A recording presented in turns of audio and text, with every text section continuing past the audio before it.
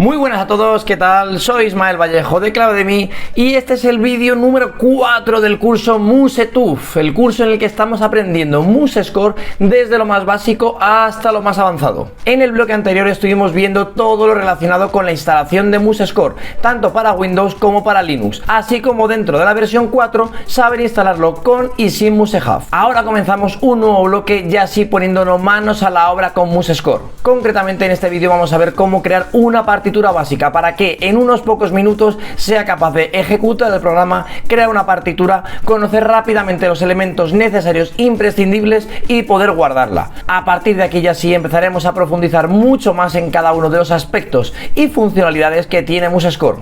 Y como ya dije, lo veremos tanto para la versión 3 como para la versión 4, porque como ya dije hay ciertas diferencias que me gustaría que conocieseis desde el principio. Así que nos ponemos rápidamente manos a la obra y nos vamos al ordenador.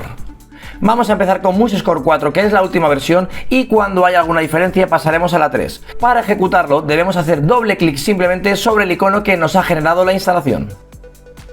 Una vez abierto y en la ventana de bienvenida, como veis hay muchos elementos, pero en este caso, como ya he dicho, nos vamos a centrar solo en la creación de una partitura.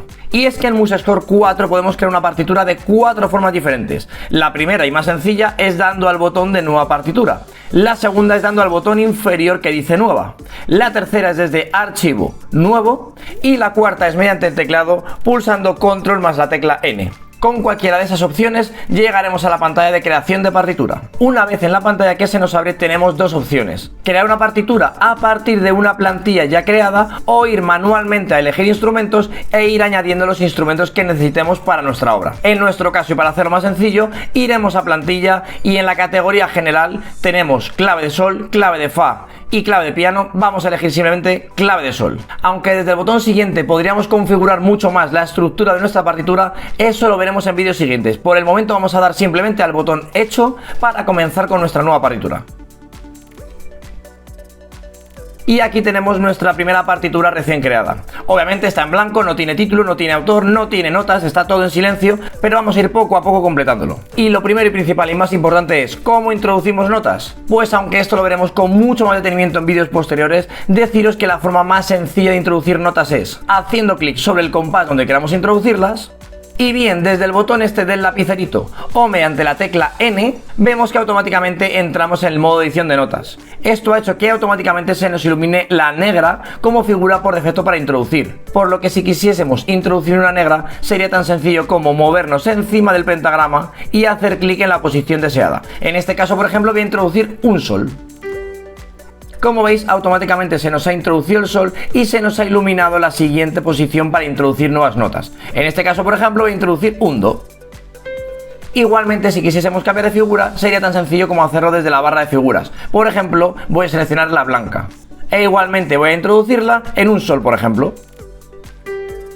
Aunque en futuros vídeos veremos con más detenimiento cómo introducir notas a partir del teclado, deciros rápidamente que con los números del 1 al 9 podemos cambiar de figura. Si os fijáis, según voy pulsando los números 1, 2, 3, 4, 5, 6, 7, voy cambiando entre figuras, y para introducir las notas lo podemos hacer con las letras de la A a la G, siendo la A el la B el si, la C el do, etc. Es decir, según la notación anglosajona. Por otra parte, para no dejarlo aquí y contaros algunas cosas más que pueden seros muy útiles a la hora de crear partituras, es hablaros del panel de paletas. Como veis hay un montón de elementos disponibles para agregar a nuestras partituras. A modo de ejemplo voy a añadir una ligadura entre estas tres notas. Si selecciono la primera, mayús, y la última, de esta forma selecciono las tres y me voy a articulaciones, puedo hacer clic sobre ligadura y vemos como automáticamente se nos añade. Otra pestaña importante dentro de MuseScore es la pestaña propiedades, que para todos aquellos que vengáis de MuseScore 3 es lo que conocíamos como el inspector y que ahora también veremos. La pestaña propiedades nos permite hacer ciertos ajustes sobre cada uno de los elementos,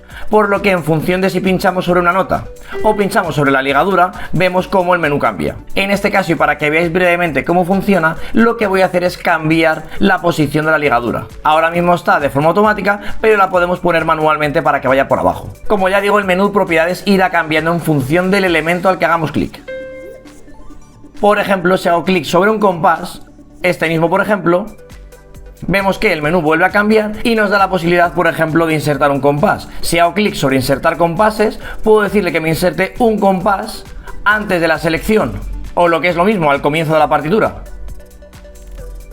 y como vemos nos lo añade. De la misma forma puedo hacer clic sobre el compás que acabo de crear y mediante el botón de la papelera eliminarlo. Aunque realmente lo más fácil para eliminar un compás no es esa forma, sino hacer clic sobre un compás y desde el teclado pulsar control y suprimir. Por cierto, si nos confundimos y queremos deshacer la última operación, podemos hacerlo con control Z. Como veis, me ha vuelto a recuperar el compás que había eliminado. Con esto ya hemos aprendido lo básico para crear una partitura, pero esto no serviría de nada si no pudiésemos guardar nuestro trabajo. Para ello debemos hacer clic sobre Archivo, Guardar como. Cuando lo hagamos, por defecto nos preguntará si queremos guardarlo en la nube, de lo que hablaremos más tarde. Pero si lo que queremos es guardarlo en nuestro PC, es tan sencillo como hacer clic en Guardar en el equipo. De esta forma podremos guardarlo en nuestro ordenador y poner el nombre que prefiramos.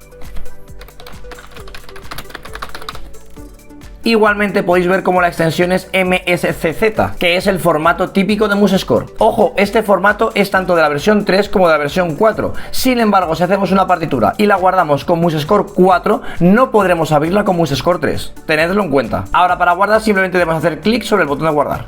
Y automáticamente vemos como ya nos ha cambiado el título y se llama partitura prueba. Igualmente, como decía, y aunque lo veremos en futuros vídeos, podemos también guardarlo en la nube.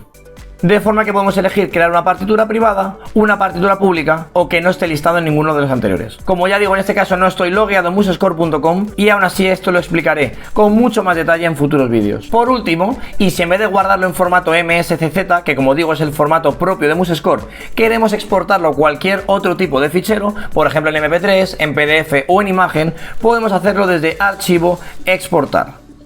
Aquí en la pestaña Formato, como veis, podemos elegir un montón de formatos diferentes. En este caso de ejemplo voy a guardarlo en PDF y simplemente lo selecciono, hago clic en Exportar y en el mismo directorio donde estaba hago clic en Guardar.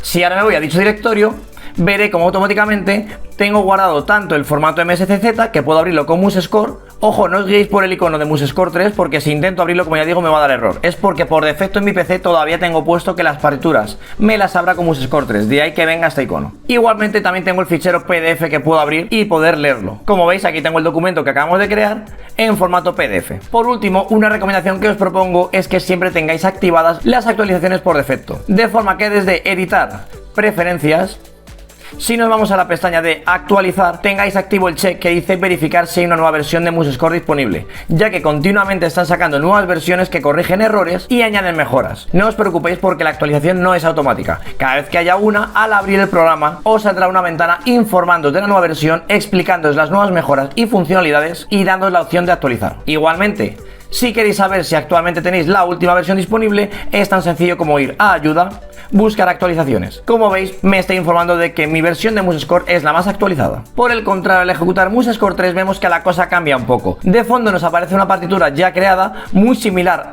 a la que hemos creado en MuseScore 4, es decir, en clave de sol, y se nos abre una ventana que se llama centro de inicio. En esta ventana de centro de inicio nos aparece igualmente el botón de crear partitura nueva o directamente podemos cerrarlo y quedarnos con la que tenemos. Para crear una nueva partitura igualmente podemos hacerlo desde el botón que aparece aquí, que MuseScore 4 ha desaparecido, desde archivo nuevo, igual que MuseScore 4, o con el atajo de teclado control N, al igual que habíamos en la otra versión. Como veis, esto ha cambiado un poco, pero si nos vamos a la siguiente pestaña vemos que igualmente podemos elegir instrumentos o diferentes plantillas. Para hacer el ejemplo similar al anterior sería simplemente elegir clave de sol. Daríamos a finalizar y tendríamos una partitura similar a la que hayamos creado anteriormente. La forma de introducir notas es exactamente la misma. Hacemos clic sobre el compás, antes era un lapicerito y ahora es una N, y aquí podemos introducir igualmente las notas que teníamos.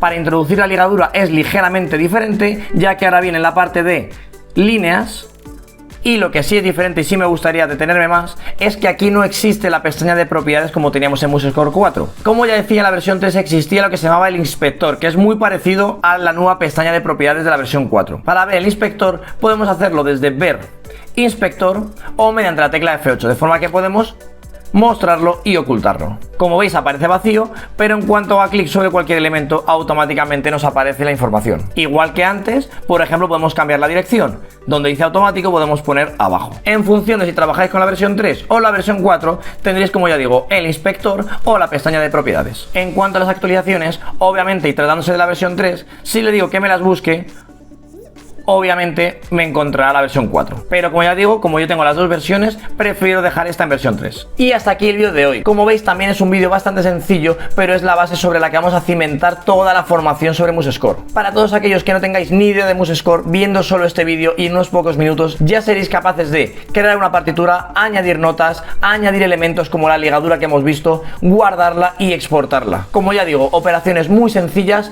pero que son la base de todo lo que va a venir después. En el próximo vídeo profundizaremos mucho más en la interfaz de usuario, viendo todos los menús que nos propone MuseScore, las diferencias entre la versión 3 y la versión 4, que parece que no, pero alguna hay, de forma que una vez que hayáis terminado de verlo, os sintáis lo suficientemente confortables para saber dónde está todo, aunque obviamente todavía no sepáis utilizar todo lo que nos da el programa. Y hasta aquí, como siempre os animo a que os suscribáis, a que deis a la campanita, dejéis vuestro like, vuestro comentario, compartáis y en general cualquier cosa que pueda hacer que YouTube dé la importancia que se merece a estos vídeos. Nos vemos en el siguiente vídeo. ¡Hasta pronto!